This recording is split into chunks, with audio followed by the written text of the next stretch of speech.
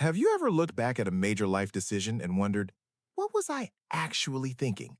Only to realize you've made that exact same mistake 3 times before? It's not that you're unlucky or unintelligent. Your brain is actually running on 50,000-year-old software that is practically designed to make you fail in the modern world. What if the very logic you use to make safe decisions is actually a psychological glitch that's keeping you stuck in a cycle of mediocrity and regret? In the next few minutes, I'm going to show you why your brain prefers a familiar disaster over an unknown success, and how to finally override it. Every single day, you make about 35,000 decisions. Most are invisible, like which foot to start walking with. But the big ones, the ones that define your legacy, are often hijacked by invisible psychological forces. We call these cognitive biases. These are mental shortcuts your brain uses to save energy, but they act like a distorted lens on reality. If you want to stop making the wrong choices, you have to learn how to hack your own hardware. Because right now, your brain is playing a game you don't even know you're in. Think of your brain like a piece of high-tech software running on 50,000-year-old hardware. We make thousands of decisions a day, most of them completely automatic. But when it comes to the big ones, the career moves, the relationships, the investments, that old hardware kicks in. It uses mental shortcuts called cognitive biases to save energy. In the modern world, these shortcuts act like a distorted lens, tricking you into playing it safe when you should be playing it smart. The comfort trap. To see how this works, imagine Alex. Alex has been in a stagnant job for 5 years. He's underpaid and bored.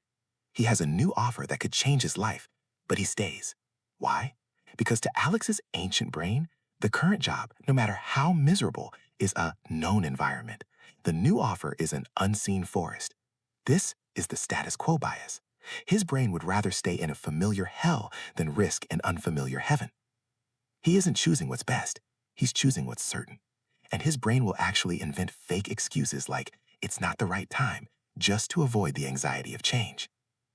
As Alex sits at his desk, another trap snapshot: loss aversion. Research shows that for most of us, the pain of losing feels significantly more powerful than the joy of winning. Alex isn't looking at the potential growth. He's obsessed with the 2 weeks of vacation he might lose or the risk of the new company failing. We are biologically skewed to avoid loss rather than seek gain. This is why you hold on to bad habits or dead-end projects. You're so afraid of wasting the sunk cost you've already put in that you refuse to invest in a better future. You'd rather be wrong and consistent than right and new. When Alex makes his worst choices, it's usually late in the day. This is decision fatigue. Every choice you make, from what to wear to how to answer an email, drains your mental energy. When that battery is low, your high-level reasoning shuts down. You default to the path of least resistance. This is why you spend an hour scrolling through Netflix only to watch the same show you've seen 10 times. Your brain is too tired to be right, so it settles for easy. In the modern world, we are drowning in options, and that's exactly why we settle for the same mistakes. The manual override. So, how do we break the cycle? You have to stop trusting your gut. Your gut is often just a collection of old fears and biological glitches. Instead, you need a system. Step 1, the 10-10-10 rule. Before you decide, ask yourself, how will I feel about this in 10 minutes? 10 months? 10 years? This forces your brain to bypass immediate emotional fear and look at long-term logic. Step 2, the pre-mortem.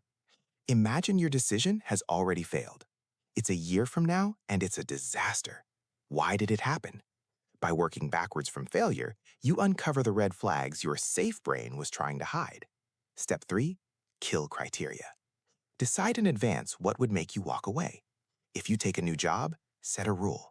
If I don't see growth in 12 months, I leave. This prevents the sunk cost trap from ever closing again. Making the right decision isn't about being a genius. It's about being a rebel against your own instincts.